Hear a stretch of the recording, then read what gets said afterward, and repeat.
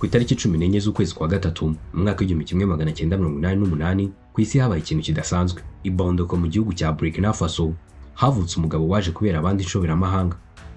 Ku itariki ya 30 kwezi kwa cyenda mu mwaka wa 2022 yakoze ikintu kidasanzwe ku myaka mike cyane 34. Ariko nubwo yakoze icyo kintu cyahinduye isi mu gihe kitarambiranye. Ntabwo byahindutse ako kanya gusa ko n'ubu ngubu biracyahinduka. Uwitwa Lieutenant Colonel Paul Henry Sandaogo Damiba nyuma y'amezi 8 yonyine ahawe kuyobora igihugu, umusore muto cyane rwose yaramwitegereje abona ko atazagishobora maze aramushushubikana mwambura ubutegetsi. Nuko ku itariki ya 2 ukwezi kwa karindwi umwaka wa 2024 ahabwa kuyobora igihugu mu gihe kingana n'amezi 60. Yabaye kimenya bose ku isi kuko n'umuntu utazi bya politike wese azi na Capitaine Ibrahim Traoré, perezida ushyirwa mu majwi nka perezida muto cyane ku isi ku myaka 38 gusa. Ese nyuma yo kwigarurira igihugu cyuzuyemo abajenerali, abakoloneli ndetse n'abasenior officer bamurutaga wari capitaine yazanye izihe mpinduka?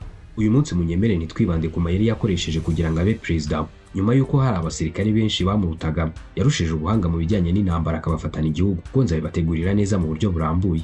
Uyu munsi wa none tugiye kwivugira ku muvuduko udasanzwe n'umurava mu kuzamura iterambere ry'igihugu cya Burkina Faso by'umwihariko, ariko kandi rikanaba n'iterambere rya Afurika muri rusange. Bahaye ikaze kuri Hidden Docs. Uyu munsi akarere ka Sahel by'umwihariko igihugu cya Burkina Faso gahanganye n'ikibazo gikomeye cy'ubutayu, amapfa ndetse n'izuba ryinshi biterwa n'imihindagurikire y'ikirere. Perezida w'inzibacyuho wa Burkina Faso Capitaine Ibrahim Traoré yashyize ahagaragara umushinga mugari ufite agaciro k'amadolari angana na miliyoni 145.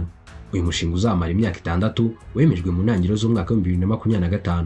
Uza nk'igisubizo kirambye kigamije guhindura isura y'ubuhinzi, ubworozi ndetse n'imibereho y'abaturage bo muri iki gihugu ndetse no ku mugabane wa Afurika muri rusange.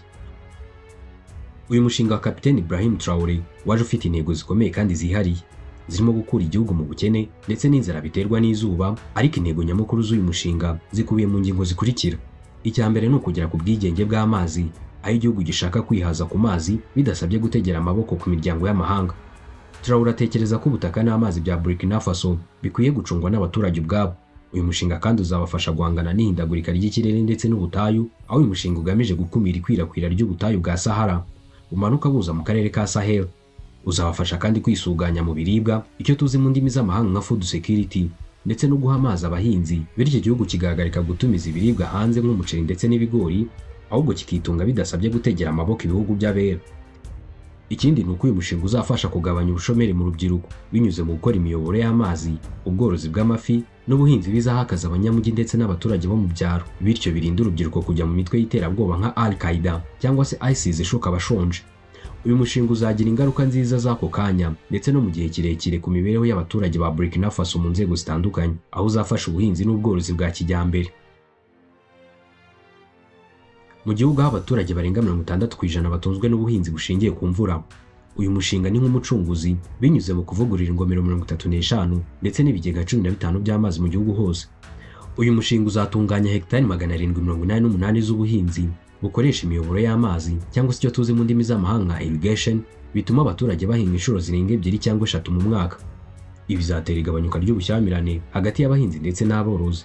Buri mwaka mu karere ka Sahel amashyamirane akomeye ahitana abantu, aterwa n'amatungo yakandagiye mu mirima y'abahinzi bitewe no gushaka amazi ndetse n'ibyatsi. Uyu mushinga uzagabanya iki kibazo binyuze mu guhanga imihanda y'amatungo cyangwa icyo twakwita mu ndimi z'amahanga nka cattle track, ireshya na kilometero 175, aho amatungo azajya anyura bidasabye kubangamira ubuhinzi. Gusa ntibizagarukira aho, ahubwo hazabaho no kubakira amatungo ibigega byayo by'amazi byihariye. Ikindi bizahindura cyane ni ubuzima bw'abagore ndetse n'abana. Mu turere tw'ubutayu, abagore n'abana bamara amasaha menshi bagenda ibirometero byinshi bashaka amazi meza yo gushyira mu ngo zabo. Uyu mushinga uzazana amazi hafi y'imidugudu.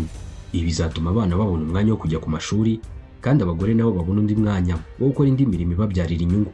Niba ubyumvise neza, uyu mushinga uzahindura Afurika muri rusange.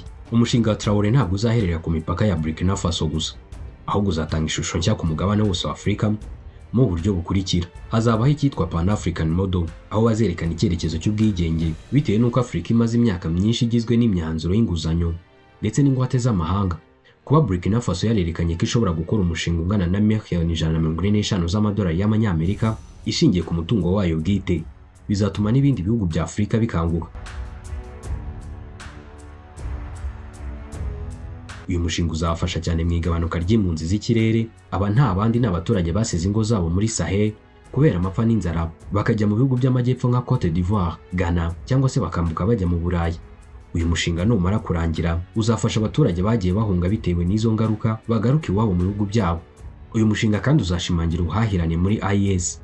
Burkina Faso uyu muryango wa Alliance of Sahel State, aho uyu muryango ubanamo na Mali ndetse na Niger, ibihugu byose bifite abaperezida b'abasirikare. Uyu mushinga uzafasha ibihugu bihuriye ku kibazo kimwe cy'ubutayu gufatanya mu gucunga imigezi n'amazi asangiwe muri aka karere. Uburyo uyu mushinga uterwamo inkunga nicyo kintu cya mbere gitera urujijo, kandi bifatwa nk'itandukaniro mu miyoborere ya Kapiteni Ibrahim Traoré. Bitandukanye n'ubutegetsi bwa kera bwavomaga amafaranga mu Burayi cyangwa mu mashyirahamwe y'imari y'Uburengerazuba, uyu mushinga ukorwa binyuze muri gahunda y'ubwigenge n'imitungo y'imbere mu gihugu, icyo bita mu ndimi z'amahanga Domestic Resources Mobilization.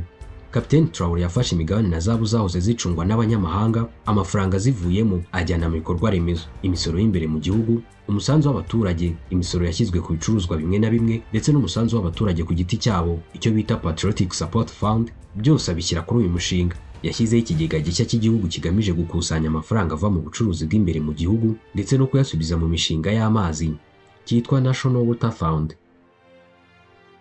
Ariko nubwo Traoré yanze inguzanyo z'amahanga zifite amananiza, hari inkunga z'ubufatanye z'ubutabazi n'ubwubatsi bwa kijyambere zitangwa nk'ibihugu nk'Uburusiya n'Ubudage ndetse n'umuryango wa UNICEF. Izo mfashanyo zikaza mu buryo bw'ikoranabuhanga ndetse n'amazi meza, bigakorerwa mu nkambi z'abakuwe mu byabo.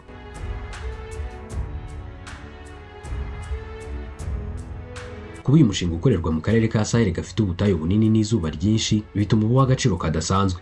Uyu mushinga uzafasha kugarura ubutaka bwapfuye, ibyo bita land restoration, aho mu ntego harimo gusana hegitari 5,000 z'ubutaka bwagizweho ingaruka n'ubutayu. Bazakoresha uburyo bwa Kinyafurika buzwi nko gucukura utwobo tubika amazi ndetse n'ifumbire, ndetse bifashisha imiyoboro y'amazi bituma ibiti n'ibyatsi byongera kumera. Hazabaho gutunganya ahantu 15 ho kororera amafi mu gace gahora gahura n'amapfa. Ibi bizatuma abaturage bo mu butayu babona inyama z'amafi zikungahaye ku bitunga umubiri bidasabye izindi mbaraga zo kubikura kure. Kimwe mu byo wamenya nuko uyu mushinga uzakoresha amazi aturutse munsi y'ubutaka, aho bazajya bakoresha ikoranabuhanga ryo gucukura amazi munsi y'ubutaka cyane kugira ngo batandukane burundu no gutegereza gukoresha amazi y'imvura mu buzima bwabo. Gukemura ikibazo cy'amazi mu gace k'ubutayu bwa Sahel ni intambwe ikomeye cyane yo gufasha abaturage barenga 1,200,000 kugera kuri 1,400,000. Uyu mushinga wa Perezida Kapiteni Ibrahim Traoré muri Burkina Faso ufite ibice byinshi ndetse n'amashami bitandukanye.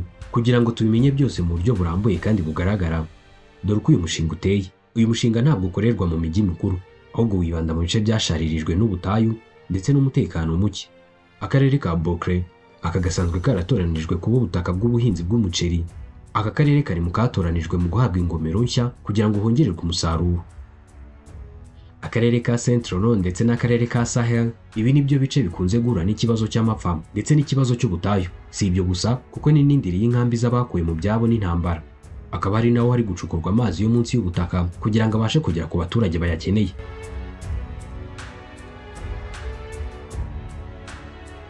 Kugira ngo uyu mushinga ubeho urambye, Kapiteni Traoré yawuhuje na gahunda ye yitwa Agriculture Offensive. Iyi akaba ari gahunda ihambaye y'ubuhinzi. Muri iyi gahunda, urubyiruko n'abahoze mu gisirikare cyangwa se abaturage bitandukanije n'imitwe y'iterabwoba bahabwa hegitari z'ubutaka bwajyanywemo amazi. Ibyo byose bakabihabwa ku buntu nta kiguzi na kimwe. Ariko kandi leta yafashe umwanzuro w'uko umuntu wese ufite ubutaka bwiza ariko akaba atabubyaza umusaruro mu buhinzi buzegurirwa leta muri uyu mushinga kugira ngo buhabwe urubyiruko rushaka gukora. Kubera ko amazi y'imvura akama vuba muri aka karere, uyu mushinga uzakoresha aya mayeri akurikira.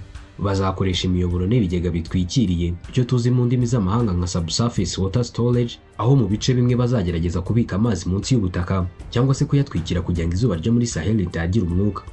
Ikindi nuko bazifashisha imirasire y'izuba mu kubona imiyoboro myinshi n'amashanyarazi akoreshwa mu kuzamura amazi yo munsi y'ubutaka. Aha birumvikana bazakoresha ingufu zituruka ku zuba. Ibi bikazaba bizagabanya ikiguzi ndetse n'ikoreshwa rya peteroli yari kuzakenerwa. Mu buryo bwo gushyira mu bikorwa uyu mushinga, hari ibigo byihariye biwukurikirana ndetse n'amayeri ateye ubwoba Kapiteni Ibrahim Traoré akoresha afasha abagore n'abahinzi kugira ngo ubuhinzi bugere kure. Reka nanjye ngusasanure mubwire ku nzego zishinzwe uyu mushinga ndetse n'uko abagore bafatwa muri uyu mushinga. Muri Burkina Faso, uyu mushinga w'amazi n'ingomero ufite agaciro ka miliyoni 145 z'amadolari z'amanyamerika nk'uko twabivuze hejuru, ukaba ucungwa kandi ugakurikiranwa direct n'inama y'abaminisitiri iyobowe na perezida ubwe Kapiteni Ibrahim Traoré, ariko ibyo byose bikaba binyuze mu maboko y'inzego z'ikoranabuhanga z'igihugu. Minisiteri ishinzwe ibijyanye n'amazi ni nayo ifite mu nshingano iteganyabikorwa igishushanyo mbonera cy'ingomero 35 ndetse n'ituburwa ry'amazi. Bitandukanye n'ibindi bihugu byishingikiriza ku bigo by'abanyamahanga, Traoré yakoresheje ishami ry'abenjeniyeri ba gisirikare hamwe n'abatekinisiye b'imbere mu gihugu mu guhagararira iyubakwa ndetse n'irindwa ry'ibikorwa remezo by'amazi kugira ngo banirinde ibitero by'iterabwoba. Uyu mugabo Kapiteni Ibrahim Traoré akunze kugaragaza ko abagore ari bo nkingi ikomeye y'ubuhinzi n'ubwigenge mu biribwa muri iki gihugu cya Burkina Faso, bityo nawe muri uyu mushinga yiyemeje kubafasha atabasize inyuma habe na gato.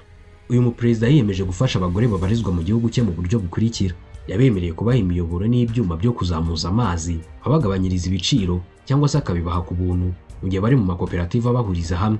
Ibyo byuma avuga ko bizajya bibafasha mu kuzamura amazi munsi y'ubutaka, bityo akagera ku mirima yabo bitabagoye.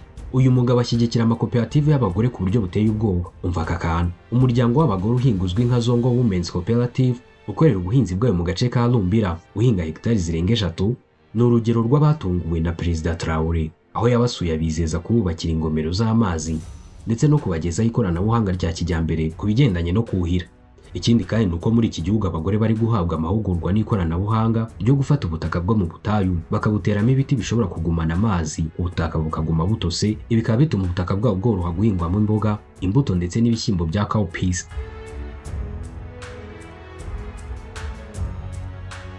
Muri uyu mushinga mugari, Kapiteni Ibrahim Traoré yibanze cyane ku guhindura imihingire y'ibihingwa bimwe na bimwe binyuze mu gukoresha ingufu z'izuba. Izi ngamba uyu mugabo yazanye zikaba ziri gutuma abagore benshi babona umusaruro utarigeze ubaho mu mateka y'igihugu cya Burkina Faso.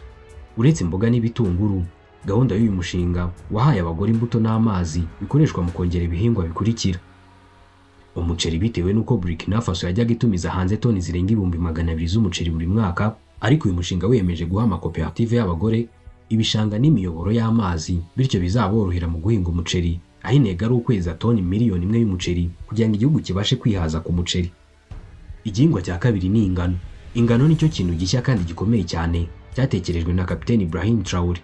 Yiyemeje guhagarika kuzitumiza hanze ngo bakore imigati ndetse n'ibindi bizikomokaho, ahubwo yiyemeje ko abagore bagomba guhabwa ubutaka bwagenewe guhingwamo ingano kandi leta ikabubakira uruganda ruzajya ruzitunganya. Abagore kandi bari guhabwa imbuto zihanganira izuba, aho bagomba gutanga umusaruro w'ibigori ugera byibuze kuri toni 2,000,000 buri mwaka, ndetse uyu mugabo agakomeza gushyira imbaraga mu guhinga ibishyimbo bya cowpeas bikoreshwa mu guhangana n'imirire mibi y'abana. Uyu mugabo kandi yabwiye abagore ko bagomba guhinga ibirayi n'ibijumba bakeza byinshi bishoboka, kuko ibi byose bizajya bikorwa n'amakoperative y'abagore.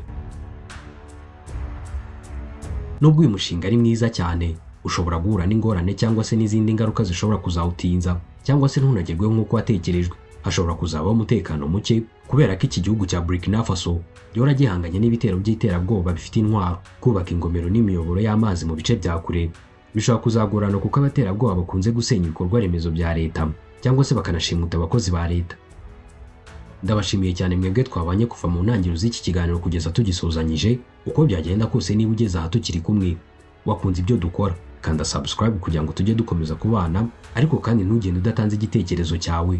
Niba hari ibyo wifuza ko twaguteguriraho bijyanye n'inkuru zicukumbuye cyangwa se amateka, njyewe mwumvaga nitwa Amin Leonce, mbifurije amahoro aturuka ku Uwiteka Imana ihoraho.